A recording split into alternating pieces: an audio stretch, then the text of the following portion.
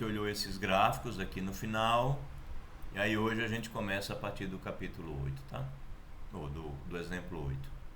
Tentando minimizar isso aqui, não consegui. Pronto, consegui agora. Vamos lá. Então, continuando a discussão sobre a determinação de domínio e imagem, né?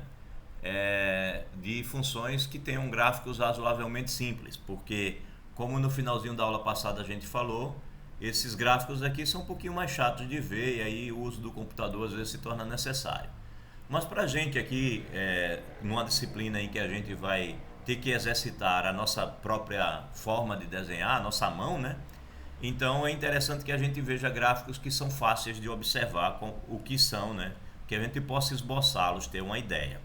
Então, em caso, por exemplo, de uma avaliação, a ideia é dar para vocês vários gráficos e dar uma função e perguntar a vocês qual daqueles gráficos é o gráfico daquela função. Então é importante ter noções básicas do gráfico de função para que a gente possa pelo menos saber identificá-los. Então, continuar com a abordagem aqui do Stewart. Então, determine o domínio e a imagem e esboce o gráfico dessa função aqui, por exemplo. Então, observe que essa função ela é definida para todos os possíveis pares ordenados de números. Ou seja, isso daqui é um polinômio, né? Um polinômio com duas variáveis. Então, um polinômio com duas variáveis, ele não tem restrição nenhuma. Eu posso colocar o x e o y que eu quiser aqui, que eu consigo fazer uma conta e determinar um número, né? O x e y real que eu quiser. Né? E o seu domínio é o R2. Claro, eu tenho um par aqui para colocar. Coloco um par e descubro um número aqui. O R2, que é o plano XY todo, né? Já que eu posso colocar qualquer par que eu quiser. A imagem de H é o conjunto do zero ao infinito. Por quê? Não vai dar nunca um resultado negativo, nem em x2, nem no y2. Né? E o 4 também é positivo. Então, desse lado aqui não vai sair nunca um resultado negativo. Só vai sair resultados positivos. Mas pode dar zero, né? Basta eu pegar o par 0, 0. Isso daqui vai dar zero. Portanto, a imagem, né, no eixo Z aqui corresponde a qualquer valor, desde o zero a qualquer valor positivo. De todos os números reais não negativos, porque eu estou incluindo o zero. Isso porque x ao quadrado e y ao quadrado é maior do que zero, então h de xy vai ser sempre maior ou igual do que zero para todo xy. Bem, aí quando você observa tudo isso que ele disse aqui, você não precisa, né? Se eu chego numa questão para você e peço para você determinar o domínio e a imagem, não precisa dar uma explicação tão longa assim, né? Basta você comentar rapidamente, né? Algo assim, basta você dizer assim, como essa parte aqui, né? Como x quadrado maior ou igual que zero e y quadrado maior ou igual que zero, qualquer que seja xy pertencendo ao R2, você já tem, né, que a imagem temos que a imagem, uma forma mais reduzidazinha de dizer tudo o que está dito aí acima. A imagem de H aí você afirma que a imagem é esse intervalo aqui, por exemplo. Então a argumentação pode ser um pouquinho mais curta. Essa aqui é aberta, não pode ser fechada no infinito. A argumentação aqui é simples, mais curtazinha, né? Você não precisa dizer tanta coisa. Se você tiver numa solução de um exercício aí escrito, ao invés de ser objetivo. Bem, então a gente sabe que a imagem é aqui o eixo Z, desde o zero, né, até o infinito positivo. É a imagem. E o domínio, como ele comenta aqui, que eu posso pegar qualquer x e y real, então o domínio, o conjunto dos números reais.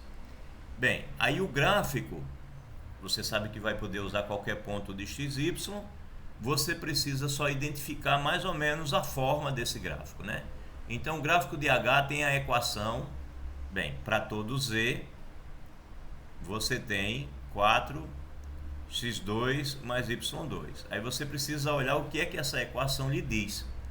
Bem, aí a experiência do estudo das cônicas deve mostrar para você que isso daqui é um paraboloide, né? A gente tem que contar com o que a gente já conheceu antes, é o paraboloide elíptico. Mas, poxa, professor, eu não vou perceber isso. Não tem problema. Você coloca alguns valores e vai observando o que acontece, né? Por exemplo, se você passar...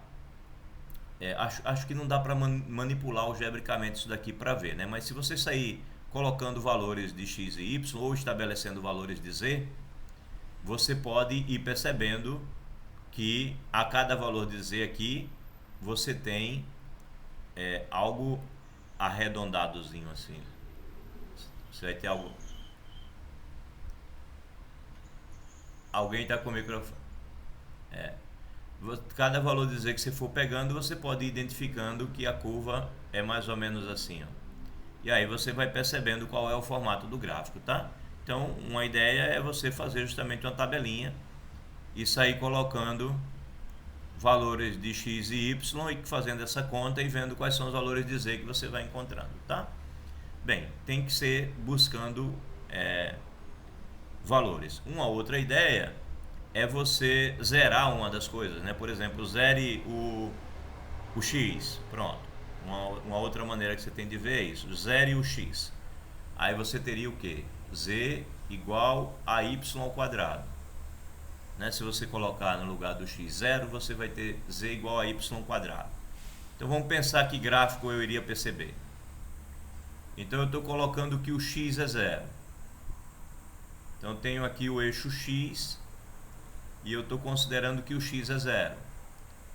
Ora, quando eu coloquei x igual a 0, o que foi que eu percebi? Se eu coloco x igual a 0, eu estou com um gráfico aqui, né? Nesse plano.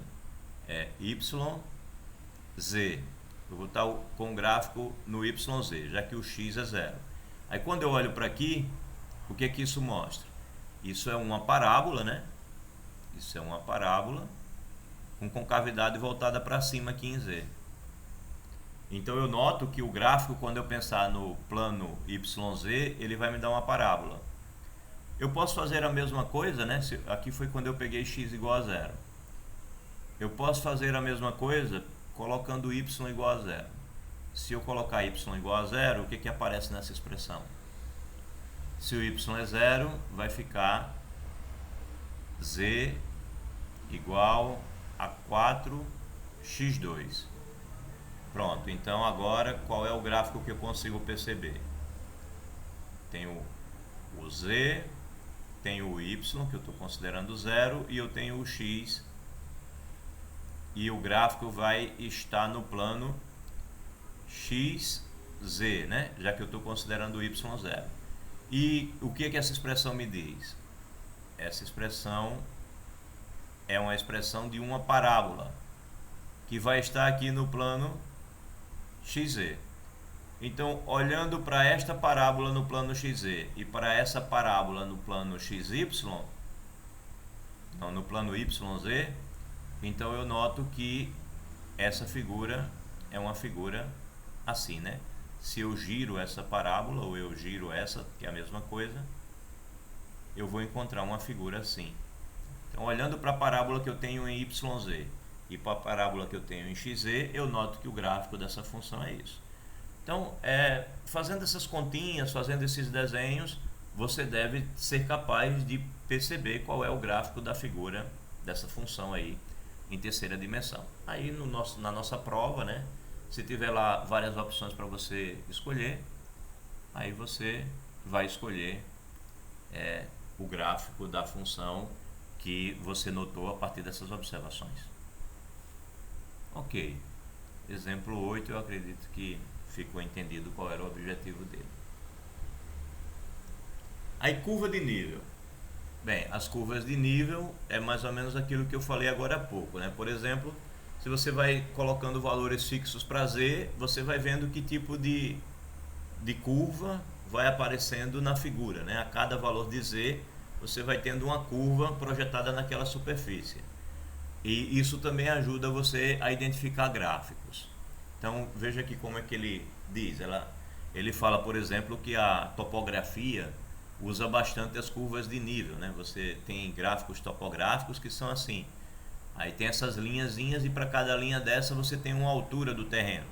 Bem, mas para a nossa visão das nossas superfícies, uma coisinha mais simples, né? Mais suave. Então, por exemplo, você tem uma superfície e aí para cada valor de z que você estabelecer aqui, você estabelece um valor de z, aí você tem aqui uma curva correspondente a esse valor de z aqui na superfície. E aí essa curva é chamada de uma curva de nível. Então você vai identificando a altura, né, de cada curva dessa, formando as curvas de níveis, enquanto você vai variando o z, né? Vai variando o z e você vai tendo essas curvas. Você pode fazer uma projeção dessas curvas no plano YZ e identificar a que altura cada uma está, né? Para que valores eu peguei para que a curva esteja mais em cima ou mais embaixo. Então aqui, por exemplo, ele diz que quando pegou K igual a 20, é essa curva aqui. Quando ele pegou K igual a 25, aí é uma curva um pouquinho mais alta. K igual a 30, K igual a 35, 40, etc. Vai te dando as curvas mais em cima. Ele está dizendo aqui que é só você fixar, né, a função f de x igual a k e sair variando o k. E aí isso vai te dando as curvas de nível de cada uma, né, de cada um desses valores k que você pegou. Bem, vamos ver exemplos. Não, toda a superfície dá para você traçar curvas de níveis, né? Agora a questão é se é útil ou se não é. Mas no nosso caso, como a gente tem uma experiência com equações já vistas antes, né? A gente já viu equações de paraboloide, já viu equações de esfera, já viu equações de diversas, né? Diversos formatos. É interessante que os nossos exercícios tragam equações que a gente bata o olho assim e desconfia o que é, né? Então a gente vê lá x² mais y² mais z² igual a um número, a gente já sabe que isso daí é uma esfera. Isso daí é uma esfera. Esse número é o raio ao quadrado, né? E se a gente tem uma como essa daí, que você tem um número vezes x² mais y², isso é um paraboloide. Então a ideia é que a gente consiga lembrar essas expressões, que tipo de superfície você já viu e que parece com aquilo ali. Então as cônicas, elas são um dos destaques, né? Porque a gente viu cônicas. Então hiperboloides, paraboloides, a gente teoricamente já deveria saber identificar. Mas eu sei que a gente não identifica, a não ser que a gente esteja estudando isso naquele momento. Quando a gente está estudando, a gente ainda lembra, mas depois a gente vai esquecer. Então a ideia é que rebusca lá, dá uma olhada nas cônicas, vê mais ou menos como é a cara de cada expressão. Mas mesmo assim, como eu falei aqui agora, mesmo que você não lembre que aquilo ali é um paraboloide, mas se você rebater a figura no plano XZ e no plano YZ, ou se necessário até rebater também no plano XY, aí você vê que curvas ela forma e vai percebendo qual é a figura espacial, né? Qual é a figura em terceira dimensão, mesmo sem lembrar das cônicas. Bem, então aqui tem outros exemplos. Ele aqui te dá essas curvas de nível. Aí ele diz assim: um mapa de contorno para a função f é mostrado na figura 14. Então aqui estão as curvas de nível. Ele está dizendo que essa curva mais de fora está na altura 50. Aí depois tem um aqui na altura 60. Aí 70, 80. Ou seja, isso daqui vai subindo, né? Isso daqui tem uma ponta meio que para cima. Já aqui no meio, continua 50. Aí aqui 60, 70, 80. Ou seja, esse negócio, ele tem um perfil assim, né? Ele tem um perfil assim. Ele vai subindo, atinge um topo, depois ele desce, volta para a mesma altura, depois sobe de novo, atinge um topo e desce novamente, né? Ou seja, essa figura é uma coisa que tem dois cumes e um vale aqui, né? Dois cumes aqui em cima e um vale. Um negócio que sobe e desce. A gente olha para um mapa de contorno e tem uma ideia do perfil. É mais ou menos assim. Então, vamos ver o que ele pede aqui. Um mapa de contorno é mostrado, use-o para estimar os valores f de 1/3 e f de 4/3. 1 e 3 e 4 e 5. Então, f de 1/3 e 4 e 5. Quem é 1/3 e quem é 4/5? 1/3 é aqui. 1, 3 é aqui. E quem é 4, 5? É aqui. Então, a gente vê que esse ponto 1, 3, ele está numa curva acima de 70 e abaixo de 80, mas está mais perto da de 70. Já esse ponto 4, 5, ele está entre a curva de altura 50 e a curva de altura 60, mas ele está mais perto de 60. Aí ele chutou aqui, ó, 73, que está bem perto do 70, e 56, porque está bem perto do 60. Mas está mais distante do 60 aqui e está mais perto do 70 aqui. Então, por isso, apenas 73 e aqui 56. É como se ele dividisse esse pedaço aqui em 10 partes, ou com um lápis, ou visualmente, e ele concluiu que esse ponto estaria na sexta parte, por isso 56. E aqui, se você dividir essa distância em 10 partes, aí você conclui que esse daqui estaria mais ou menos na parte 3. É só uma estimativa mesmo, ele está mostrando que pode ser usado para uma estimativa. Mas você pode dizer assim, eu queria fazer esse negócio logo maior e ver com mais detalhe. Pode, você amplia, né? Amplia o teu desenho e faz essa divisão com um pouquinho mais de espaço, né? Então o ponto 4, 5 é aqui, aí você divide essa parte aqui em 10, né? Para perceber que aqui seria a sexta, e a sétima, a oitava e aqui a nona. A distância ficou um pouquinho maior, fica melhor de ver. Aí já o ponto 1, 3 está aqui. Você divide isso aqui em 10 partes e percebe que isso daqui está na parte 3. Bem, é uma estimativa. Estimativa depende das considerações que você faz. Não teria como dizer que você errou essa questão, a menos que você escrevesse algum absurdo, né? Você dissesse que isso daqui, por exemplo, era 80 e alguma coisa, ou 60 e alguma coisa, ou esse daqui 60 e alguma coisa, ou abaixo de 50, 40 e pouco, 40 e muito. Aí seria errado. Mas 73, 74, 56, 57, 55 não estaria uma estimativa ruim, certo? Não estaria uma estimativa ruim. Então ele está te dizendo que curvas de contorno servem para você fazer, por exemplo, estimativas. Bem, entendido isso, né? A utilidade de curvas de contorno enquanto estimativas. O pessoal da topografia usa isso bastante, para ter ideia mais ou menos qual é a altura do nível do terreno naquele ponto. E hoje em dia existem equipamentos diversos que fazem leitura de altura de ponto pra caramba na topografia, né? Hoje em dia se faz até com drones,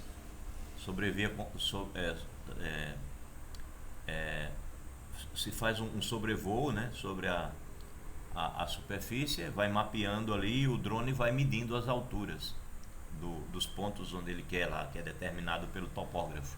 E aí você tem todo um mapa de contorno. É muito utilizado isso.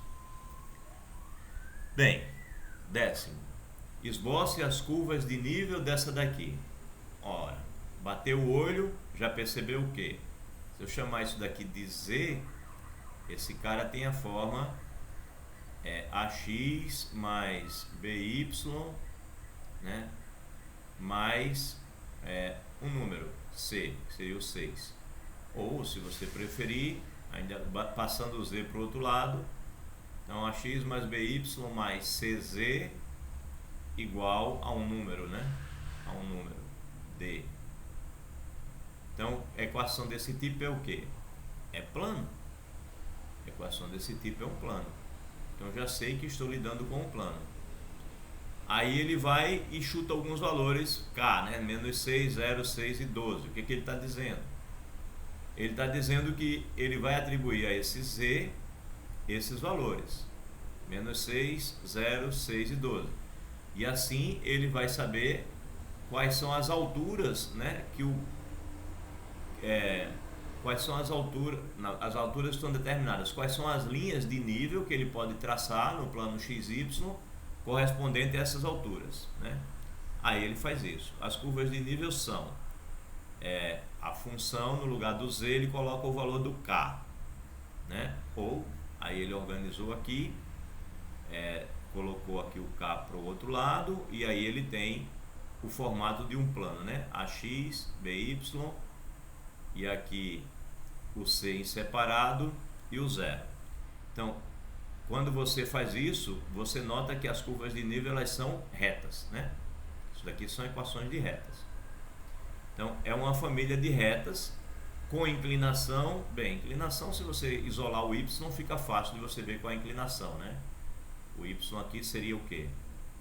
Seria menos 3 sobre 2, né? Quando o 2 passar para dividir, x, e se você passa o restante também para o outro lado, menos k menos 6, passado para o outro lado, sobre 2 também, porque o 2 passa para dividir todo mundo. Então, quando você escreve dessa maneira, você vê uma reta na forma AX mais B. O B é isso tudo. E o A te dá o coeficiente angular. Então está aqui o coeficiente angular, menos 3 sobre 2. Então quando você ficar variando o K, você vai ter uma família de retas com inclinação menos 3 sobre 2. As 4 curvas de nível particulares pedidas são, você sai variando aqui o menos 6, K igual a menos 6, então aqui vai dar menos 12. Depois K igual a 0 vai dar menos 6, K igual a 6 vai dar 0, K igual a 12 vai dar 2. E aí você vai desenhando essas retas. Essas retas são as curvas de nível. Ou seja, o que você está entendendo aqui sobre essa figura? Você está entendendo sobre essa figura que ela é, quando você olhar para a terceira dimensão, né? Se olhar para o eixo X e para o eixo Y, e aqui você olhar para o eixo Z, aí olhe como foi que você marcou essas curvas, né? É uma curva inclinada, com inclinação negativa, ela vai de um número maior aqui no X para um número no Y aqui, né? Elas são assim, essas curvas, vou colocar outra cor. Essas curvas de nível vistas aqui, elas são assim, né? Aqui, quando K é igual a menos 6, aí depois uma outra, essas são as curvas de nível, que é quando K é 0, aí uma outra que passa exatamente na origem, quando K for 6, né? Olhando ela aqui no plano de baixo, né? No plano XY. E ainda colocou mais uma aqui na parte negativa, então tem uma que vai estar por aqui. Exatamente, Aí o plano na verdade ele é assim, né? Ele vai subindo, né? Ele é um plano que está subindo aqui. Vou colocar ele assim. Ele é um plano que está subindo. Você pode ver essas retas nele, se você quiser, né? É a projeção de retas que seriam nele aqui. Ele é um plano inclinado aqui para baixo. Eu sei que ele é inclinado porque essa reta vai estar mais baixa, essa vai estar mais alta e assim por diante. Então o plano vai estar subindo. Você consegue identificar como é a superfície, né? A superfície é um plano e esse plano vai estar subindo. Tá?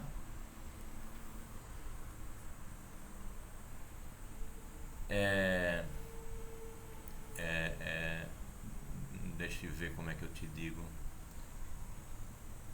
Tá, aí vamos pegar, por exemplo, agora você me deixou meio em dúvida se estava subindo ou não, porque realmente eu não tinha olhado a argumentação correta para ver. Mas olha, se você pegar x igual a 0 e y igual a 0, onde é que vai estar o ponto? O z vai ser 6, né? Aqui, ó, 6, certo? Agora vamos pegar, por exemplo, z igual a 0, né? E x igual a 0. Entendeu? Aí a gente vai percebendo que esse plano vai descendo. É por isso que eu sabia que ele ia descendo. Mas estava bem intuitivo quando eu falei. Aí a argumentação seria essa, né? Ok, perfeito. Então o cara descobre que está descendo. E aí percebe que essas retas, elas são essas projeções aqui, tá? Que seriam projeções. Então é natural, né? Se eu pegar curvas de nível de um plano, elas serão retas. Se eu pego uma coisa cheia de curvas, então as projeções, né? O mapa de contorno serão coisas arredondadas. Bem, é um exemplozinho interessante. Então a gente já sabe que quando pega curvas de níveis que são retas, é porque a gente está diante de um plano. Bom dia, Carlos. Tá? Então, exemplo 10. Exemplo 11. Esboce as curvas de nível dessa função. Então, novamente, chamou de z aqui, aí você fica diante de raiz de 9 menos x2 menos y2, e aí você nota que para tirar essa raiz você eleva ao quadrado, aí você vai ter que z2 é igual a 9 menos x2 e menos y2. E aí, passando todo mundo para o mesmo lado, você tem x2 mais y2 exatamente, mais z2 igual a 9. Ora, isso é uma esfera, pela forma da expressão, e isso daqui é o raio ao quadrado, ou seja, é uma esfera de raio 3. Então, bateu o olho, procurou saber o que é uma esfera. Então, você já tem uma noção de que as curvas de nível vão ser assim, ó. Aí você faz esse z igual a k, né? E aí você organiza a tua expressão para ir olhando como são as curvas de nível, né? Então isso daqui, ó, é uma expressão em que você tem x² mais y² igual a um número que você pode ver como sendo um número ao quadrado, que seria no caso o raio ao quadrado. Então as curvas são circunferências. E aí você sai colocando os valores de k, né? Pega k igual a 0, você tem a circunferência x2 mais y2 igual a 9. Isso é a circunferência centralizada na origem de raio 3. Então, quando eu pego k igual a 0, eu tenho aqui o raio 3. É claro que essa é a curva de nível de fora. Por quê? Porque a própria esfera tem raio 3. Então, é a projeção do lado mais externo dela. Aí você pega k igual a 1, aí você vai ter aqui raio 8, né? Você vai ter raiz de 8 como raio. Y² igual a 8. A raiz do 8 vai ser o raio. Então, quando você pega k igual a 1, você tem a raiz de 8 e desenha aqui, que é uma circunferência mais próxima da de raio 3, né? Porque a raiz de 8 é 2 ponto alguma coisa, quase 3. Aí você pega k igual a 2, você vai ter 4 aqui, você vai estar com a circunferência de raio 5, ou raio raiz de 5. Né? Aí você desenha aqui alguma coisa próximo do raio raiz de 5. Aí você percebe que as curvas de nível são essas. Aí, como é que eu consigo cobrar isso numa prova objetiva, colocando lá no questionário do Moodle? De novo, coloco a questão e pergunto a vocês quais dessas figuras abaixo representam as curvas de nível. Então, se a expressão está lá e as curvas de nível são retas, é uma esfera. Como é que vai dar curva reta? Né? Não tem. Se são elipses, é uma esfera. Como é que fica? As curvas de nível são elipses. Então, você só precisa ter noção, né, para saber que tipo de curva de nível é.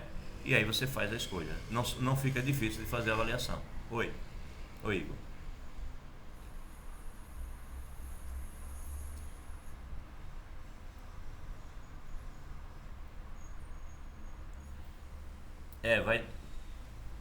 Você fala se repete no sentido de que são circunferências, né? Mas elas vão diminuindo de tamanho, e aumentam até chegar no raio da esfera e diminuem até o zero. Certo?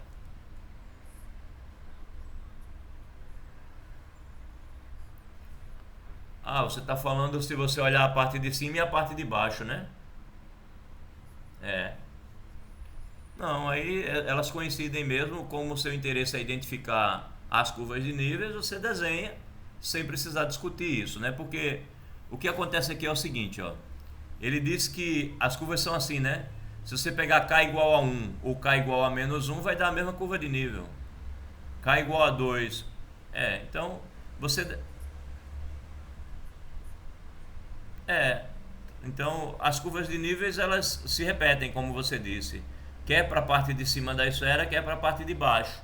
E é verdade, você nota isso porque você poderia colocar k igual a 1 ou k igual a menos 1 e daria a mesma curva. Elas iriam ficar na mesma posição, seriam exatamente essa segunda aqui. Tanto para k igual a 1 quanto para k igual a menos 1. Ou seja, o que você está dizendo, se a gente quiser olhar em terceira dimensão, é que se você olha para uma esfera centralizada na origem, que é o caso aí, você está diante de uma esfera assim, né? Você está com a esfera de raio 3 aqui centralizada na origem. Tá com a esfera aqui de raio 3 centralizada na origem. E aí quando você pega K igual a 1, você tem aqui uma curva, né, que vai ser projetada para baixo. E quando você pega K igual a menos 1, você vai ter um embaixo também com o mesmo raio. Então tanto essa de baixo quanto essa de cima, quando for projetada aqui no plano XY, vai dar a mesma circunferência, porque são circunferências com o mesmo raio. Então quando você projeta aqui no plano XY, quer a de baixo, né, quer essa de baixo, quer a de cima, se ela está na mesma altura, na mesma distância do centro, vai dar a mesma curva. Vai dar a mesma curva, tanto de baixo quanto de cima. Ou seja, se eu pegar K igual a 1 ou K igual a menos 1, se eu pegar K igual a 2 ou K igual a menos 2, vai dar a mesma projeção quando eu olhar para o plano XY, quer da parte de baixo ou da parte de cima. Isso devido à total simetria da esfera. Ok, acho que isso...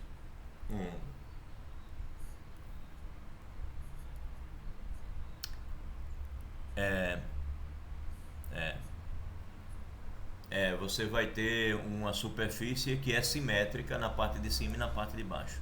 Inclusive não pode ser parametrizada por uma única função, né? Uma esfera não pode ser parametrizada por uma única função, porque para cada ponto do plano XY eu tenho duas respostas. E aí, se o domínio está no plano XY, eu não posso ter duas imagens em um único ponto, senão eu não tenho uma função. Então, para parametrizar uma esfera, eu tenho que olhar a função na parte de cima e a função na parte de baixo. Eu tenho duas funções para parametrizar uma esfera, né? Então, por exemplo, isso daqui é a raiz positiva. Ela vai te dar a parte de cima da função. Mas, se você quiser olhar a parte de baixo, você tem que dizer que ela é parametrizada por gxy igual a menos a raiz de 9 menos x2 menos y2. Então chamar de G1 para ficar diferente. Então para parametrizar a esfera toda eu teria que ter a G e a G1. É por isso que nesse caso aqui a gente disse que é a esfera, mas na verdade ele só está olhando a parte de cima da esfera, ele não está olhando a parte de baixo, tá? A G só está me dando a parte de cima, porque é só a parte positiva. Por isso que você falou tem sentido, é verdade, mas é quando a gente olha para a esfera toda. Quando a gente olha só para essa função é só a parte de cima.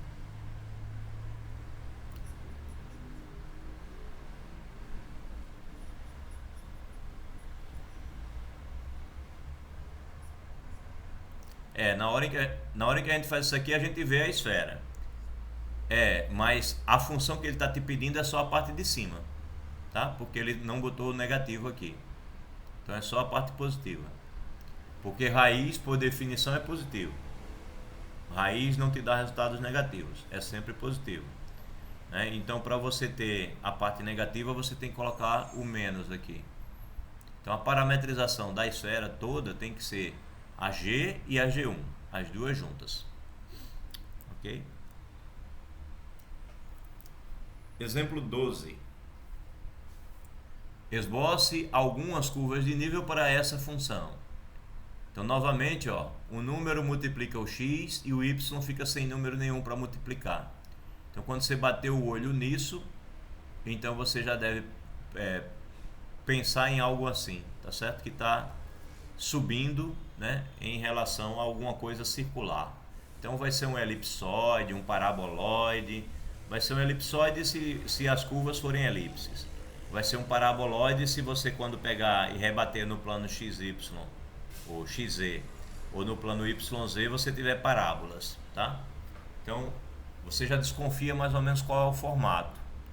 Você nota que isso daqui é maior ou igual do que zero, qualquer que seja o par que você pegar XY no R2, você já nota logo isso. Bem, então isso é uma coisa acima do plano XY. Bem, aí as curvas de níveis são, você vai chamar o nosso Z de K, né? E aí você vai variar os Ks e você vai conseguir saber quais são as curvas de nível. Aí a questão é que quando você olha para essa expressão, ela é interessante no seguinte sentido. Você manda o 1 para o outro lado, né? Você manda o 1 para o outro lado, vamos fazer as contas. Você está com 4x2 mais y2 e você vai e manda o 1 para o outro lado. Aí você fica com k menos 1. Como você tem aqui x2 e y2, isso deve levar você a pensar ou em ou em elipse ou em hipérbole. Ou elipse ou hipérbole. Por quê? Porque a gente sabe que a equação de uma elipse, ela é assim, x ao quadrado mais a ao quadrado sobre y ao quadrado sobre b, y quadrado sobre b ao quadrado dando 1. Isso é a equação de uma elipse centralizada na origem, né? O centro dessa elipse é o ponto 0, 0. Então, quando você olha para essa expressão, você deve lembrar disso, por causa do mais e por causa dos dois quadrados. Você pensa, poxa, como é que eu transformo nessa forma? Ora, como aqui é 1, você divide todo mundo por k menos 1. Então, você não vai poder pegar k igual a 1, claro, né? Porque senão isso aqui seria 0. Então você pensa que o k vai ser sempre diferente de 1, portanto isso não é 0, e aí você divide todo mundo por k menos 1. Aí você fica com 4x2 dividido por k menos 1, mais y2 também dividido por k menos 1. Isso tudo é igual a 1. Aí, poxa, tá quase igual, né? Aqui já tá até bom. Aqui eu não preciso mais mexer nada, aqui é o b. O k menos 1 é o b. O número 1 já está aqui. A única coisa que está faltando é tirar esse 4 daqui. Mas não tem problema. Eu tiro esse 4 facilmente. Como é que eu faço? Eu coloco isso assim. Deixo só o x2. Deixo o k menos 1. E coloco o 4 embaixo. Porque essa divisão vai ser a primeira multiplicada pelo inverso da segunda, então vai dar isso. Então isso daqui e isso aqui é a mesma coisa. Aí mais y ao quadrado sobre k menos 1 igual a 1. Então, escrevendo assim, eu percebo que isso é uma elipse centralizada na origem, onde o a é esse k menos 1 sobre 4 e o b é esse k menos 1. Na verdade, minto.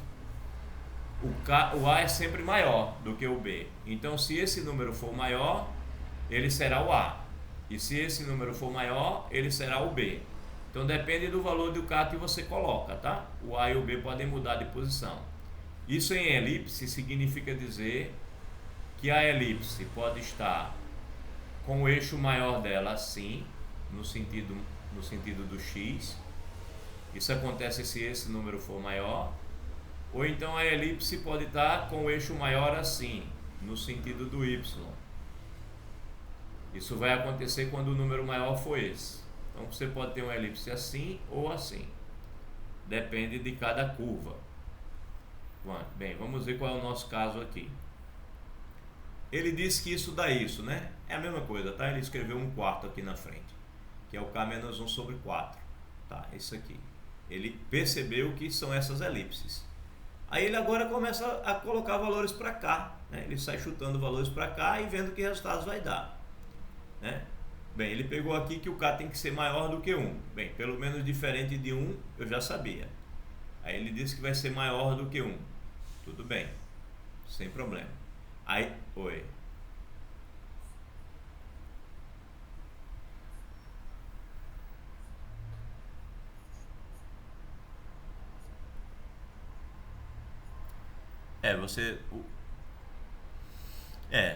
Vai haver uma harmonia entre a álgebra e a geometria sempre, né? Aí é uma geometria analítica, uma geometria que está sendo interpretada pelas expressões algébricas. Então, na hora em que o k é 1, você não tem algebricamente a possibilidade de fazer a conta. Aí, quando você vai para a geometria, você vai ver que aquela elipse ali não existe. Não tem como k igual a 1 dar como origem uma elipse, né? De fato, é como você disse, quando você pega o k igual a 1, você tem a impossibilidade de ter essa elipse, né? Aqui daria 0, né? E aí eu não tenho como fazer a divisão aqui também. Então eu não tenho o valor do A e o valor do B. Portanto, eu não tenho o eixo maior e o eixo menor. Logo, não tenho como desenhar uma elipse nesse caso. Bem, aí ele opta por pegar k maior do que 1, que vai descrever uma família de elipse com semi-eixos, esse daqui e esse daqui. Então a figura 17 é B, essa daqui, apresenta essas curvas de nível elevadas para o gráfico. Então está aqui as elipses, ele vai chutando valores de K e ele vai desenhando essas elipses aqui, ó. Então elevadas para o gráfico de H. Para cada valorzinho de K que ele colocar, ele vai tendo ela desenhada no gráfico.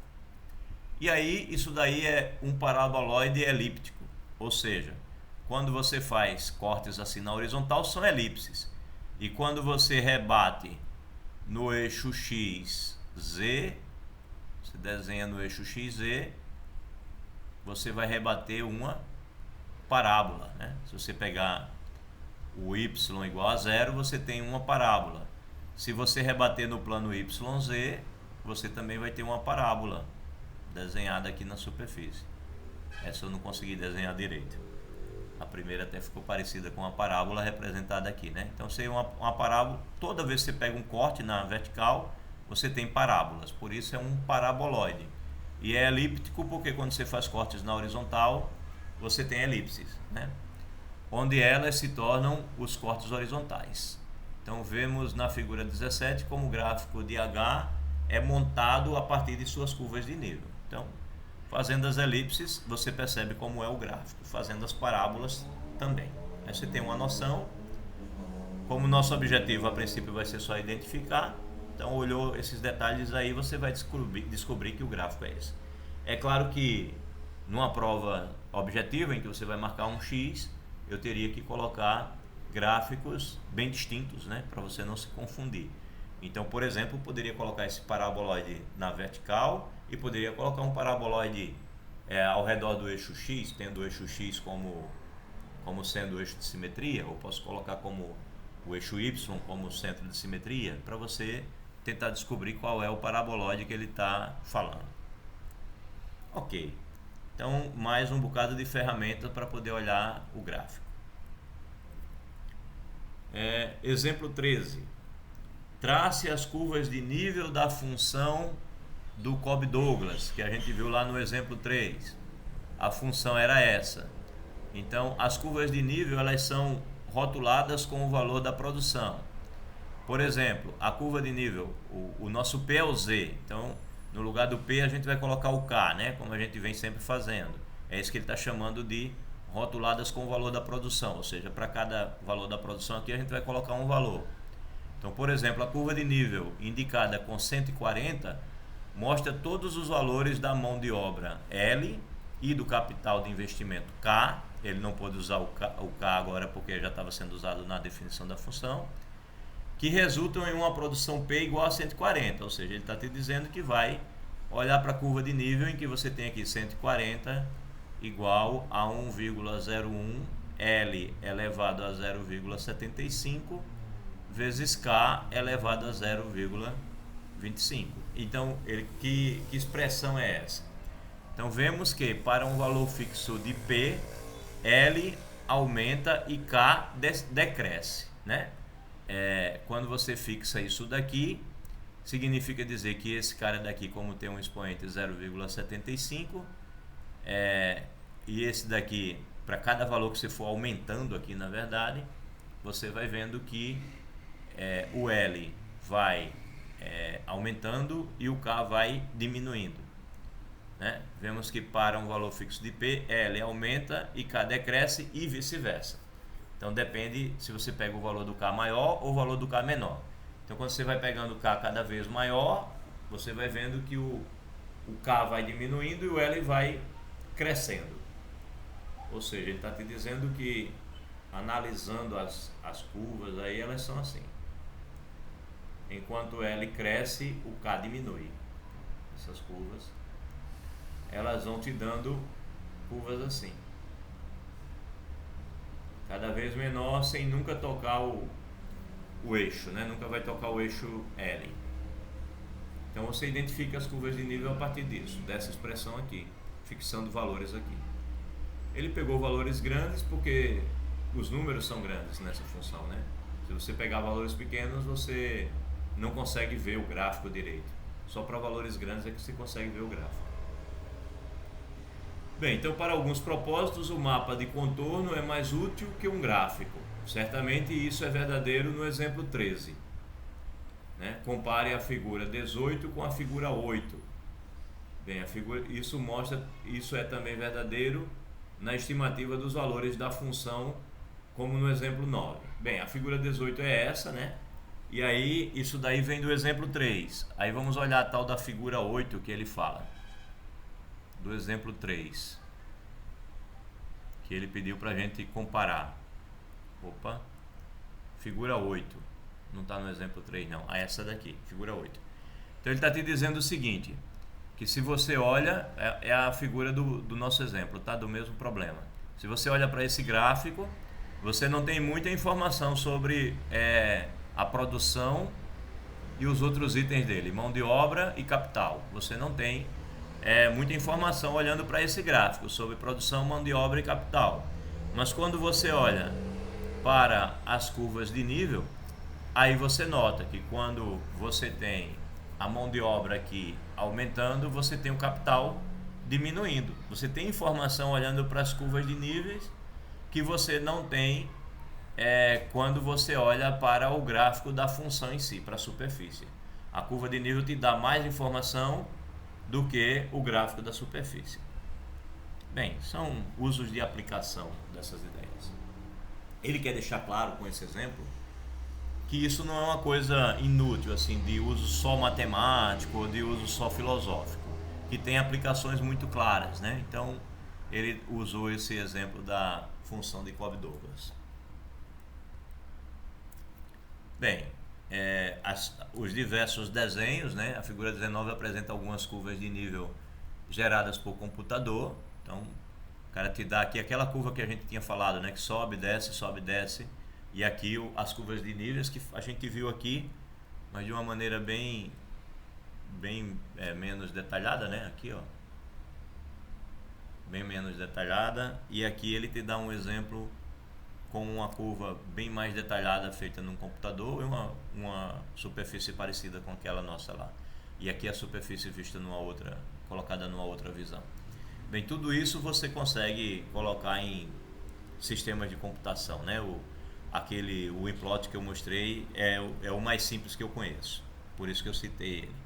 Então as curvas de níveis, elas muitas vezes dizem muita coisa sobre a superfície que a gente não vai conseguir ver facilmente, mas olhando para elas a gente já sabe. Por exemplo, se você perceber que esses aqui estão em alturas bem menores, né? São alturas pequenininhas, vão diminuindo, né? Vão diminuindo daqui para cá, aí você percebe que há um vale aqui, ó. Isso daqui vai aprofundando. Já esses valores aqui vão aumentando, né? Vão aumentando. Então você percebe que isso daqui vai subindo. Então as curvas de níveis, elas dizem muito sobre a superfície. Você olhando para as curvas de níveis, você consegue ter uma noção da superfície. E aí ele faz, por fim, observações de que tudo isso que a gente falou, que a gente está sempre tomando o domínio no R2, né? Tudo isso que a gente falou para o R2 tem suas interpretações no R3. O grande problema é que se o domínio está no R3, então eu tenho uma função do R3 em R, eu já não consigo fazer um gráfico, né? Porque quando é de R2 em R, então você está com um plano e você tem uma terceira dimensão. Aí você consegue fazer o gráfico, que é uma superfície. Mas quando você está em R3 e ainda tem um em R, isso vai para a quarta dimensão. E aí você não tem muito o que desenhar. Mas as coisas que são mais algébricas, isso você pode interpretar, né? Então, por exemplo, ele diz aqui: uma função com 3 variáveis, f, é uma regra que associa a cada 3 números em um domínio do R3 um único número real, denotado por f de xyz. Por exemplo, a temperatura T em um ponto da superfície terrestre depende da latitude x e da longitude y do ponto e do tempo t, de modo que podemos escrever que a temperatura é uma função de x, y, z. Então, você está com a superfície da Terra, você está com a Terra, aí você quer saber a temperatura em um certo ponto da superfície da Terra, você tem que saber qual é a latitude, qual é a longitude Mas a temperatura ela muda dependendo do tempo, né? Qual é o dia, qual é a hora que você quer considerar. Então você tem uma terceira variável, que é a variável tempo. Então a temperatura ela é uma t disso daí, né? Você pega o t, a temperatura é uma função disso daí. T ela é uma f, né, de x, y, z, depende da longitude, da latitude e também do tempo. Aí, bem, é possível falar em domínio? Sim, é possível falar em domínio. O domínio está dentro do R3, né? Mas pode ser uma função que não dê para calcular em qualquer x, y, z. Essa daqui, por exemplo, é possível calcular para qualquer x, y, z nessa parte e nessa parte. Né? O seno eu posso, o x vezes y eu posso. Mas eu tenho um problema quando eu vou calcular o ln. Por quê? Porque o ln de um certo número a só é possível calcular se o a for maior ou igual que zero. Então eu tenho que o nosso a aqui é o z menos y. O z menos y então tem que ser maior ou igual que zero. Consequentemente, o z tem que ser maior ou igual que o y. Não é maior ou igual, né? Não calculo no zero. Então é só maior. Tem que ser maior que um certo número a. Então tem que ser maior do que zero, portanto o z tem que ser maior do que o y, tá? Então está aqui o domínio. O domínio, todo trio de números reais, desde que eu tenha que o z tem que ser maior do que o y. Então ele diz que isso daqui é um semi-espaço que consiste em todos os pontos que estão acima do plano z igual a y. Ou seja, ele está te dizendo que se você quiser ter uma visão geométrica desse espaço, então esse espaço é o seguinte: você tem z tem que ser maior do que y. Então você olha para o plano z igual a y, o plano z igual a y é um plano que passa aqui assim, né? Nessa bissetriz aqui, na reta z igual a y. Então é esse plano aqui, né? Em terceira dimensão, digamos que é esse plano aqui. Deixa eu ver se eu consigo fazer uma representação. É esse plano aqui. Não ficou legal? Deixa eu ver se tem que ser um pouquinho mais pra cá. Ficou melhorzinho. Então é esse plano aqui. Esse plano.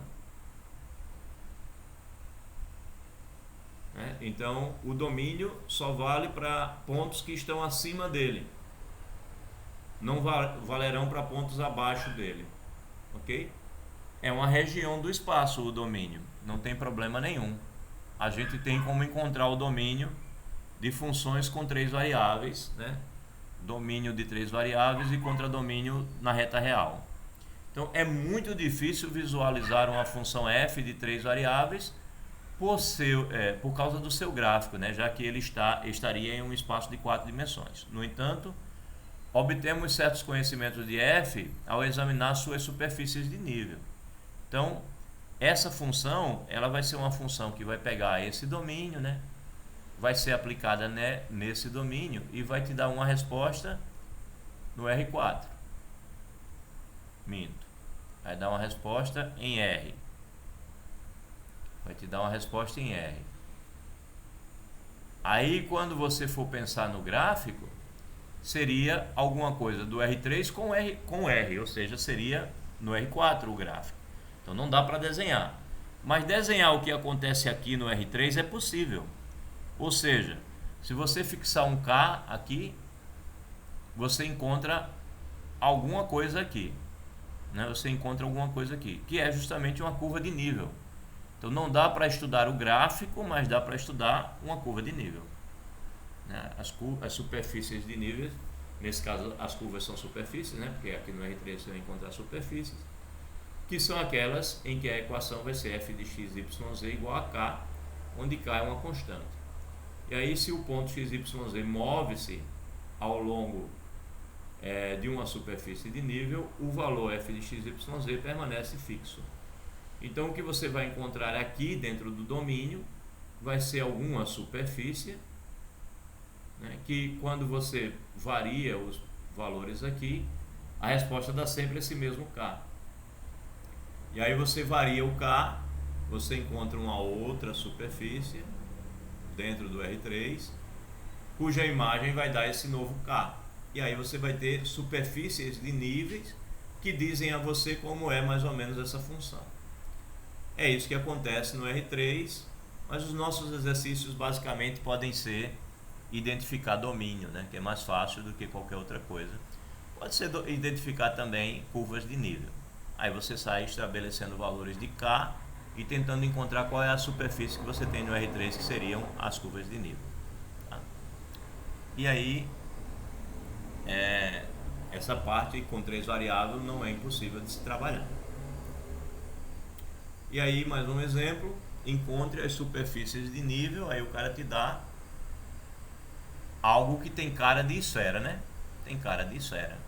Então, aqui está o nosso Z, minto, aqui já tem o Z, então, sei lá, seria o W, aí a gente chama de K, né? E varia os valores aqui, no nosso f de x, y, z. E aí você tem a superfície x2 mais y2 mais z2 igual a K. Então, as curvas de nível, ou seja, nesse caso, as superfícies de nível, elas são esferas. Você sai variando os valores de K e você vai tendo esferas. Então, por exemplo, quando você pega K igual a 9, você tem uma esfera de raio 3. Quando você pega K igual a 4, você tem uma esfera de raio 2. Se você pegar K igual a 1, você vai ter uma esfera de raio 1, né, que é o que acontece aqui. Então, você nota que as superfícies de nível, elas são essas esferas. Ou seja, a tal da função f, ela é aplicada no R3, né? Porque para qualquer valor você pode usar aqui. Ela te dá como resposta algo em R, a nossa função f, e essas esferas, elas são superfícies de nível. Quando eu pego K igual a 9, ela é a esfera de raio 3. Quando eu pego K igual a 4, é a esfera de raio 1. Quando eu pego K igual a esfera de raio 2. Quando eu pego K igual a 1, eu tenho a esfera de raio 1. Né? Elas são as superfícies de nível da função f. Tá? Então, esse é um exemplo mais simples de se ver, mas aí a gente pode pensar em diversas superfícies aqui, sei lá, paraboloides, elipsoides, etc. e ver funções que pegam o seu domínio e tem suas superfícies de níveis em superfícies que a gente já conhece, né? A ideia é apresentar superfícies já conhecidas para a gente identificar com alguma facilidade. Bem, funções com qualquer número de variáveis podem ser consideradas. Uma função com n variável é uma regra que associa esses n números a um outro número z, né? A uma n-upla de números reais. Ou seja, ele agora extrapolou. A gente estudou para 2. Ele disse é possível para 3. Para 3 ainda dá para desenhar a superfície de nível. Mas se você pegar 4 variáveis, uma função de x, y, z, w igual a um certo número, aí a imagem dessa função está em R, mas o gráfico dessa função estaria em R5. Né? E as curvas de nível, aí já não é mais curva de nível, seriam superfícies de nível, elas estariam em R4. Então aí eu já não conseguiria nem desenhar a superfície de nível. Perco totalmente a possibilidade de desenhar. Mas ninguém me impede de dizer que existam funções assim, né? Em que eu tenho uma quantidade qualquer aqui de números e vai me dar como resposta um número aqui. Isso não há nada demais, né? Só que acontece esse problema como comentei agora, né? Então, como uma função de n variáveis reais, como uma função de um único ponto ou como uma função de um único vetor, você pode ver essas funções do jeito que você quiser. Ele até simplifica aqui, dizendo que é um x, onde esse x é uma coisa assim, né? Esse x que ele está falando. E aqui cx para representar algo assim. Então, generalizando, isso daqui pode ser visto como um ponto, pode ser visto como um vetor. E aí o uso dessa linguagem, desses estudos, vai ao RN, né? Vai aonde você quiser. Você pode pensar então que são funções de Rn em R. E dá para se falar de domínio, dá para se falar de um monte de coisa, só não dá para desenhar gráfico. E se o n for maior ou igual que 4, não dá para desenhar nem as superfícies de nível, tá? Bem, isso termina este capítulo e aí a gente entra no próximo capítulo para falar um pouco já de derivadas parciais, tá certo? Aí, claro, depois daqui tem um monte de exercícios para fazer. Quem quiser ir se divertindo com esses exercícios, tudo bem. Mas depois eu vou passar uma lista para vocês daqueles exercícios que mais me interessam, tá? Bem, eu falei de derivadas parciais, mas para a gente poder falar de derivadas parciais, primeiro a gente tem que falar de limites e continuidade. Então vamos falar de limites e continuidade. Seção 14.2. Tudo bem até agora? Todo mundo tranquilo? Ninguém sofrendo muito? Deixa eu só experimentar uma coisa que eu raramente faço. A gravação está normal. Eu vou tentar fazer. Pronto, vamos continuar. Depois de uma leve pausa para uma água. Limites e continuidade. Gente, calcular limite numa função de R em R já dá um bocado de trabalho, né? Pode ter uns limites terríveis. Calcular limite numa função em que o domínio tem várias variáveis é muito mais complicado. Porque o que a gente diz quando a gente está calculando o limite de uma função de R em R? A gente diz que o x está se aproximando do A pela direita ou o x está se aproximando do A pela esquerda, né? E aí, quanto mais perto o x vai chegando do A, aquilo ali tem que chegar num único valor para que o limite exista. Ora, mas se eu tenho várias variáveis, então, por exemplo, se eu tenho duas variáveis, o meu domínio é o R2. E aí, né, por exemplo, pensa na origem do sistema. Eu me aproximar do zero, tem infinitas direções, né? Para eu me aproximar do zero. Eu posso me aproximar do zero de muitas maneiras. É muita maneira. E aí, como é que eu vou falar de limite nessa situação, né? Aí vocês vão notar que todos os autores praticamente, o Stewart não ficou de fora, todo mundo se concentra em falar mais de como não é função do que quando é função, entendeu? O pessoal se concentra mais em falar de quando não é, função não, quando o limite não existe do que quando o limite existe. Eles se preocupam mais em mostrar quando é que o limite não existe do que quando o limite existe. É estranho isso, né? Então, os primeiros exemplos são para a gente verificar quando o limite não existe. Porque para mostrar que o limite existe é muito mais trabalhoso. Tá? Então, vamos lá. Ele começa dando uma ilustração aqui da história do limite. Ele diz assim, né? Ele pega aqui duas funções, ele fala que algo sobre o Canadá, que estava estudando temperatura, né? E a sensação térmica, na verdade é isso, né? Aí tem temperatura, tem velocidade de vento, e aí ele pega essas duas coisas como variáveis. Bem, aí vamos comparar o comportamento dessas duas funções aqui. Eu acho que eu estou confundindo.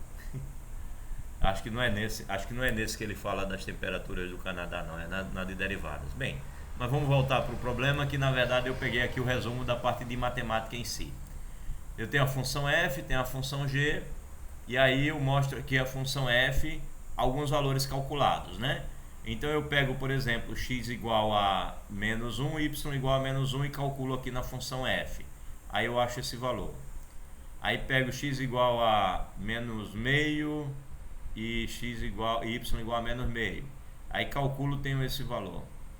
Mas também pego menos meio e menos 1, aí tenho esse valor. E aí vou calculando vários valores e vou me aproximando com esses valores do zero. Ó, aqui por valores negativos e aqui por valores positivos, né? Vou me aproximando do zero, ó, por valores negativos e por valores positivos. E aí eu vou encontrando vários valores, né, ao redor do zero. Próximo do zero, vai tudo se aproximando de 1. Ou seja, o que ele está dizendo? Ele está dizendo que se eu estou com um domínio x, y, né? Estou no R2. Domínio dessa função aqui. Só não pode ser 0, 0. Então, ele está pegando pontos, né? Menos 1, menos 1, menos meio, menos 0,2, 0,2, meio, 1. Ele vai pegando esses valores e vai calculando pontos. A mesma coisa ele vai fazendo aqui, tá? Menos 0,2, meio, 1, menos 0,2, meio, 1. Aí ele vai calculando pontos que vão se aproximando do zero. É isso que ele está fazendo. Está calculando pontos que vão se aproximando do zero. E aí ele vai calculando nesses pontos os valores de f. E ele diz que quando vai calculando, isso vai se aproximando de 1. Por vários pontos que ele vai se aproximando aqui da origem, do 0, 0. Né? No 0, 0 ele não pode calcular, por isso aqui está vazio. Então ele faz isso com a f e faz isso também com a g. Mesmas contas. Só que com a g, aqui foi para menos 1, não foi para 1. Por aqui foi para menos 1, não foi para 1. Enquanto que por aqui foi para 1 e para 1. Então, existem caminhos que ele vai se aproximando do zero e que vai se aproximando do 1. No caso da f. Mas na g não está acontecendo isso, né? Você vai se aproximando do zero e não vai se aproximando do 1. Por uns caminhos vai se aproximando do 1, mas por outros está se aproximando do menos 1. Então, essa é a mesma noção que a gente tem da função de R em R, né?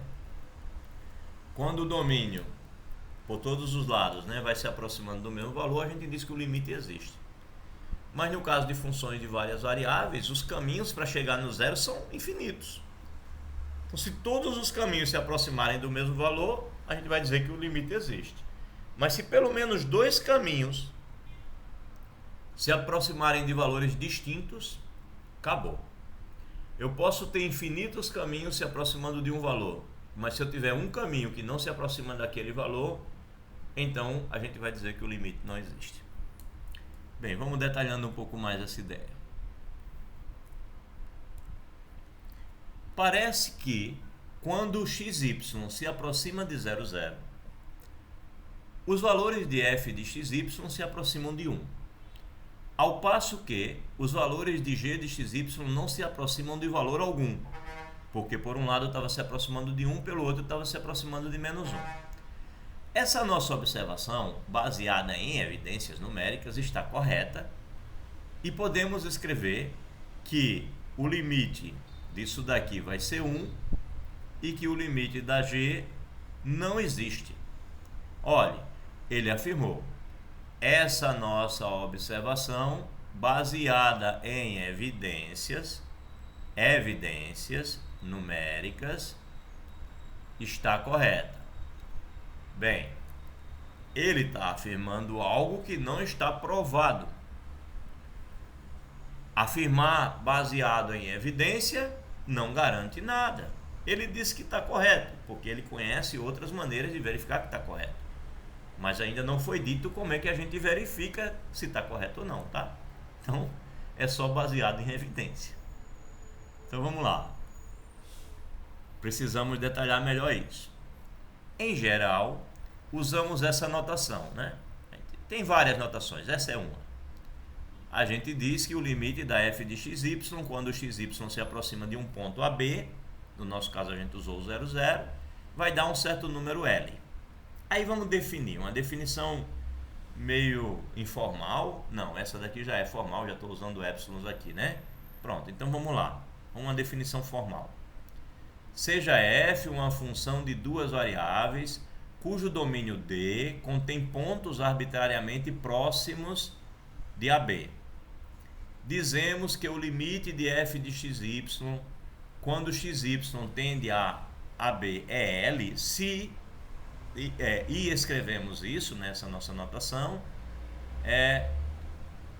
se para todo epsilon maior do que zero, houver um número correspondente delta maior do que zero, tal que, se o xy pertencer a esse D, quem é o D? D é o domínio, e a distância entre o ponto XY e o ponto AB for tão pequeno quanto eu quiser, ou seja, for maior do que o zero e menor do que esse delta, então acontecer que o f de xy fique preso perto do L. Horrível, né? Outra notação de limite é essa. O pessoal também gosta de usar essa notação, né? A diferença é que aqui a gente diz o ponto se aproximando do ponto, aqui a gente diz que o x está se aproximando do A, que o y está aproximando do B. Outra maneira de dizer a mesma coisa é isso. O f de xy se aproxima do L quando, né? Não sei porque f de xy, bem, se aproxima do L quando o xy se aproxima do AB. Bem, vamos tentar entender a intuição dessa definição. Não é difícil. A intuição é a seguinte: eu tenho uma função que vai do R2, uma função que vai do R2 em R. Eu quero argumentar que essa função tem um limite L, uma função f que vai do R2 em R, e eu quero argumentar que essa função tem um limite L quando eu me aproximo de um certo ponto AB. Quando eu me aproximo de um certo ponto AB. Então estou eu aqui com um ponto AB. É claro que este ponto tem que estar dentro do domínio da F. Estou eu aqui com um ponto AB dentro do domínio da F. Tem que estar dentro do domínio. Pronto. Então a F age no R2, dentro do seu domínio eu tenho um ponto AB. E eu estou querendo argumentar que o limite dessa função f, o limite de f de xy, quando esse ponto xy se aproxima do ponto AB, eu quero argumentar que isso vai me dar um número L. Como é que eu faço isso? Eu faço da seguinte forma: eu determino uma distância próxima daqui do L, ou seja, um intervalozinho entre o menos epsilon e o mais epsilon. E eu digo assim: sempre que você me der essa distância, eu consigo uma bolinha aqui, uma bolinha com um raiozinho de tamanho delta,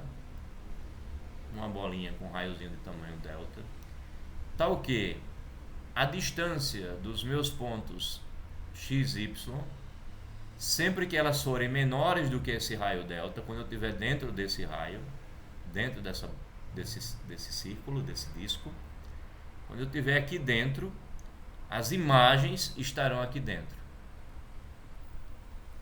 Então, por que o limite vai ser L? Você diminui esse epsilon. Você diz, o meu epsilon agora é desse tamanho. Aí eu tenho um delta menor para colocar aqui. Você diminui mais ainda o epsilon, eu diminuo o delta. Ou seja, dado um epsilon onde os f's de x estiverem tão perto do L quanto eu quiser, eu tenho um delta tal que os pontos XY estão tão perto do AB quanto eu quiser. É essa a noção da definição formal de limites no caso das funções de R2 em R. Ok? Essa é a noção formal, intuitiva e importante para a gente manter aí em mente. Não vamos usá-la como exercício, mas é importante saber que formalmente é assim que se define o limite das funções de R2 em R. E claro, vai se ampliar para R3 e para Rn. No caso do R3, você vai estar aqui com o domínio sendo R3, ao invés de ser um disco, vai ser uma bola, uma esfera. Uma esfera. Quanto menor for a esfera, mais vai caindo aqui dentro. E quando for para o Rn, aí já não tem mais uma noção gráfica, fica só a noção intuitiva. Bem, observe que, aí está aqui o que eu acabei de falar. O módulo de f de xy menos L corresponde à distância entre os pontos f de xy e L, e raiz quadrada de x menos a ao quadrado mais y menos b ao quadrado é a distância entre o ponto xy e o ponto AB. Assim, a definição 1 diz que a distância de f de xy e L pode ser feita arbitrariamente pequena se tomarmos a distância de xy a AB suficientemente pequena, mas não nula, né? Não tem que chegar, o xy não tem que ser o AB. Então, a figura 1 ilustra a definição 1, né? Então, eu estou tão perto do L quanto eu quiser quando eu pego um disco tão pequeno quanto eu quiser, né? Por meio de um diagrama de setas. Se quisermos intervalos, se qualquer intervalo pequeno, L menos epsilon, L mais epsilon, for dado em volta de L, então podemos encontrar um disco D de raio delta com o centro em AB e raio delta maior que zero, tal que F mapeia todos os pontos dentro desse disco, exceto possivelmente em AB, não é obrigado a estar definido no ponto para ter o limite. No intervalo L menos epsilon, L mais epsilon. Então, até para ficar mais correto aqui, eu coloquei menos epsilon e mais epsilon, como se o L fosse o zero. Mas o certo é L menos epsilon e L mais epsilon, né? O L é o ponto do meio do intervalo. Tá certo quando ele diz aqui assim. Aqui está mais coerente. Só se o L fosse zero, que seria daquela maneira. Pois bem, tá aí a explicação. Aí, outra ilustração da definição 1. Então, ele te deu uma ilustração colocando o domínio separado, o R separado. Aí, agora, ele ilustra olhando para o gráfico da função. O gráfico da função é uma superfície. Então, ele vai fazer a mesma consideração agora, só que olhando para o gráfico da função, que é uma superfície. Então, está aqui o mesmo domínio, né? Do mesmo jeito que a gente desenhou antes. O domínio é o XY, contradomínio é a reta. Mas aqui ele pegou essa reta e transformou no eixo Z e colocou aqui. Essa é a reta. E o nosso domínio, o nosso XY, ele colocou assim embaixo. Então está aqui o mesmo disco D que a gente falou antes e está aqui o mesmo intervalo, L menos epsilon, L mais epsilon. E aí, quando você pega a função e aplica nos pontos que estão por aqui, por dentro desse disco D, tão perto quanto você quiser do ponto AB, né? Esse ponto aqui é o ponto de coordenadas. No eixo Y é B e no eixo X é A. Então, tá aqui com o ponto AB, você chega tão perto quanto você quiser. Isso tem como imagem aqui na superfície, né? Aqui no gráfico. É uma cópia, né, desse disco aqui nessa superfície, e a variação em R é presa dentro desse intervalo. Então, se você diminuir o intervalo aqui, fizer um epsilon menor, aí ele pega um disco menor aqui, né, e vai sempre cair dentro desse intervalo. Por menor que seja esse, você sempre tem como pegar aqui um disco menor. Não importa se a função está definida nesse ponto, pode ser que aqui haja um buraquinho na superfície, não tem problema nenhum. Ela pode não estar definida, mas quão perto eu chegar aqui, eu posso chegar aqui perto também e vai estar dentro desse intervalo, considerando o domínio da função. Bem, é uma forma de ver também a definição. Então, para as funções de uma única variável, quando fazemos x tender a A, só existem duas possíveis direções de aproximação, pela esquerda ou pela direita. Lembremos a partir do capítulo 2 que a gente tinha lá, né, que o limite é do x indo para A pela esquerda. Se ele for diferente do limite do x indo para A pela direita, a gente diz que o limite não existe. Então, ele está salientando agora para você que lá eram só duas direções, como eu falei para vocês. E agora, que são muitas, fazer o quê? É o que ele quer chamar a atenção. Bem, já para as funções de duas variáveis, a situação não é tão simples. Não é tão simples, significa dizer que é complicado. Porque existem infinitas maneiras do XY se aproximar do AB. por uma quantidade infinita de direções. E de qualquer maneira que se queira, veja a figura 3, bastando xy se aproximar no domínio de f. Então, a figura 3 não está aqui. Eita, esqueci da figura 3. Bem, mas a gente pode usar essa figura. Então, você pode se aproximar aqui de muitas maneiras, né, do valor AB. Infinitas maneiras. Então, não dá. Eu não posso garantir. Né? Tenho infinitas maneiras de me aproximar aqui. Pegar pontos aqui em relação ao AB. Então, eu não tenho como garantir se o limite é verdadeiro se eu pegar só uma ou duas maneiras. Eu teria que provar para as infinitas maneiras. Bem, então a definição 1 diz que a distância de f de x, y e l pode ser feita arbitrariamente pequena se tomarmos a distância x, y para AB suficientemente pequena, não obrigatoriamente nula. A definição refere-se somente à distância. Ela não está te falando sobre a direção. Então, para mim, basta analisar a distância. Portanto, se o limite existir, f de xy deve se aproximar do mesmo valor limite, não importa qual direção que eu pegar, independentemente do modo como xy se aproxima de AB. Assim, se acharmos dois caminhos diferentes de aproximação ao longo dos quais f de xy tenha limites diferentes, segue-se então que o limite não existe. Então, mostrar que o limite não existe é bem mais fácil. Porque se eu mostrar que dois caminhos dão limites diferentes, ele não existe. Porque para o limite existir, as infinitas direções devem me dar o mesmo limite. Tá? Então, para mostrar que não existe é fácil. Basta mostrar um par que dá limites diferentes. O problema é mostrar que o limite existe e dizer qual é. Pois bem, aí ele resume isso tudo nessa expressão aqui dentro do retângulo. Se f de xy vai para um L1, quando o xy vai para o AB, ao longo do caminho C1, porém, o f de xy vai para o L2, quando o xy vai para o AB por um outro caminho, pelo caminho C2, com esses dois limites L1 sendo diferentes, então a gente diz que esse limite não existe. Então basta mostrar dois caminhos com limites diferentes. Aí vamos começar os exemplos. Temos 10 minutinhos, vamos fazer pelo menos um ou dois.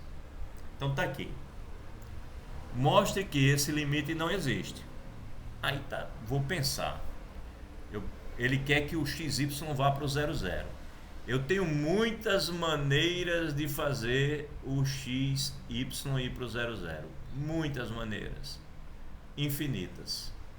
Basta encontrar duas que o limite seja diferente e eu estarei feliz da vida. Tenho muitas maneiras de fazer o xy ir para o 0, 0. Então, ele diz assim: eu tenho a função, aí primeiro vamos considerar 0, 0 ao longo do eixo x. Ele disse, bem, eu vou pegar o 0, 0 e eu vou considerar que o caminho para eu ir até o 0, 0 vai ser esse. Vou aqui pelo eixo x. Vou me aproximar do 0, 0 pelo eixo x. Bem, se eu vou me aproximar para o 0, 0 pelo eixo x, o y sempre vai ser 0. Então, o que é que eu faço? Eu olho para essa função assim. F do x e o y eu fixo como sendo 0. Então, eu tenho x2 menos 0 ao quadrado e eu tenho x2 mais 0 ao quadrado. Caramba, então isso vai ser sempre x2 dividido por x2. Isso é a função constante 1. Então, se eu pegar os valores por aqui nesse caminho, vai dar sempre 1, não importa qual o x que eu colocar. Então eu posso afirmar que o f de x vai para 1 quando x vai para 0, 0 ao longo do eixo x. Vai para 1. Ok. Aí ele diz, tá, então vou pegar agora um outro caminho. Ele pegou esse caminho daqui, o caminho contrário. Professor, e agora qual caminho eu vou pegar? Esse é o problema. O caminho é você quem decide, tá? Então, dado uma função, eu vou perguntar a você se limite existe.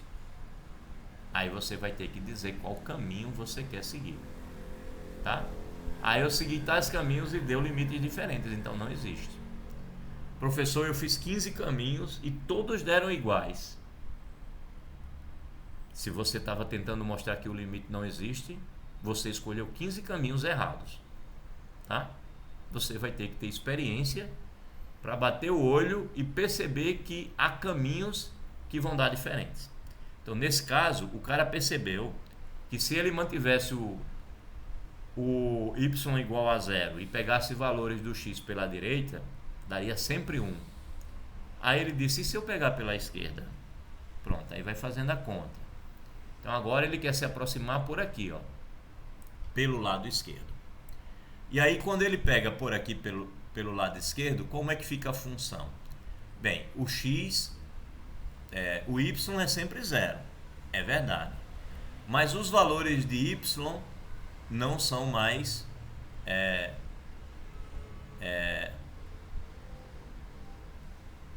como é? Os y serão sempre 0. Bem, agora vamos nos aproximar ao longo do eixo y. Ah, perdão, ele agora foi se aproximar pelo eixo y, não por aqui. Aqui ele já tinha visto, né? Tanto fazia se era positivo ou negativo. Agora ele vai se aproximar ao longo do eixo y. Pronto, ele vai se aproximar por aqui, pelo y positivo e pelo y negativo. Ele foi se aproximar agora por aqui. Então quem é 0 agora? Agora quem é 0 é o x. Aí vou eu olhar a função. Como é que fica a função quando x é 0? Então vai ser uma função do tipo 0y. Em cima vai dar 0 quadrado menos y quadrado. E embaixo vai dar 0 ao quadrado mais y quadrado. Caramba, vai dar sempre menos y quadrado dividido por menos x quadrado. Vai dar sempre isso. Então quando eu for fazer essa conta, isso vai dar sempre menos 1. Então eu sei que quando o f de x se aproxima, o f de xy vai se aproximar do menos 1, sempre que eu pegar o x e o y se aproximando de 0 ao longo do eixo y. Então, caminhando pelo eixo x dá 1 e caminhando pelo eixo y dá menos 1. Conclusão, o limite não existe, né? Então, como f tem dois limites diferentes ao longo de duas retas diferentes, o limite não existe. Isso confirma a conjectura que fizemos com base na evidência numérica no início dessa função. Dessa seção. Isso confirma a conjectura que fizemos com base na evidência numérica no início dessa seção. Qual foi? Aqui era essa função. Essa nossa função do início. A função g, né? Essa função g. A gente desconfiou que o limite não existia. Já tinha visto que por um lado dava 1, pelo outro lado dava menos 1. Então é uma função que ele já tinha explorado, por isso ele seguiu esses dois caminhos, o caminho do eixo x e o caminho do eixo y. Repito, quando eu estiver fazendo prova, professor, qual é o caminho que eu vou usar? Não sei, tá? É exatamente esse o grande problema desse tipo de questão. É você quem tem que escolher o caminho e descobrir que os limites são diferentes. Exemplo 2. Dá tempo para a gente encerrar. f de x igual a xy, x2 mais y2. É a nossa função do início da sessão? Não. Pensei que ele já ia explorar outra. Não. Bem, aí ele pegou aqui o y igual a 0. Né? Ele está olhando para essa função, está querendo saber se esse limite existe. Ele está com a função f de xy igual a x vezes y no numerador e no denominador ele está com x² mais y². Aí, baseado na ideia anterior, ele pensou, vou pegar y igual a 0. Então, como y aqui vai ser 0, não importa o que eu faça, isso daqui vai dar sempre 0 se o y for igual a 0, né? Y for igual a 0 vai obrigar que essa função f seja a função constante igual a 0. Ok, então ele conclui que f de xy vai para 0 sempre que você pegar o x e o y indo para 0 ao longo do eixo x, porque ele pegou y igual a 0. E se for ao longo do eixo y, ou seja, se eu pegar o x igual a 0, bem, aqui vai ser sempre 0 também, então eu concluo que isso vai para 0 quando o xy se aproxima do 0 ao longo do eixo y. Posso concluir que o limite é 0? Não. Fiz 2 caminhos só, tem infinitos. Posso concluir nada. Deu igual, deu. E daí? Você pode fazer 10. Deu tudo igual. Mas você não pode concluir que o limite existe. Bem, apesar de termos encontrado valores idênticos ao longo dos eixos, não podemos afirmar que o limite exista e seja 0. Agora vamos aproximar do 0, 0 ao longo de outra reta. Por exemplo, ele pegou agora o caminho y igual a x. Então, se eu olhar para essa função e colocar que o y e o x são iguais, o que é que vai acontecer? Eu vou estar com f de xy igual a... Vamos dizer que é x e x. X vezes x, x². Aí aqui, x² mais x². 2x². Aí, considerando que o x não seja 0, divido por x² em cima e embaixo e descubro que isso vai ser sempre meio. Então eu concluo que a f de xy vai para meio quando o xy está indo para 0 ao longo da reta y igual a x. Então, pelo eixo x deu 0, pelo eixo y deu 0, mas pela reta y igual a x, deu meio. Então os exemplos os limites deram diferentes. Conclusão, o limite não existe, tá? Você pode afirmar que o limite não existe pelo simples fato de um dos limites ter dado diferente de outros dois. Esses dois eram iguais, mas esse deu 0. Um dos limites deu diferente, então o limite não existe. A figura 6 mostra o que está acontecendo. A reta y igual a x, está aqui o eixo y, deixa eu tá para desenhar. O eixo y ele está aqui, né? Aqui está o eixo y. O eixo x está aqui. Quando você pega a reta y igual a x, ela está aqui, né? No plano XY ela está aqui, Aí você faz a conta, ela dá essa dobra na superfície, Ela deu essa dobra na superfície. Tá vendo que é uma dobra? Aí quando você se aproxima do 0 por aqui, você vai se aproximando do 0, 0, né? Pela reta y igual a x, você vai tendo imagens por aqui, Você vai tendo imagens por aqui, que é justamente o tal do meio que ele falou aqui. Esse ponto aqui vai ser o tal do meio. Agora, quando você se aproxima por aqui, pelo eixo y ou pelo eixo x, a imagem é 0, é embaixo. Pela reta, a imagem é meio. E pelo x e pelo y, a imagem é 0. São distintos, né? Há uma quebra aqui. A superfície tem um pulo aqui, nesse ponto.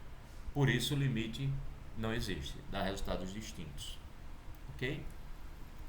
Bem, próxima aula, a gente continua a partir do exemplo 3. Deixa eu parar a gravação para a gente falar sobre a prova.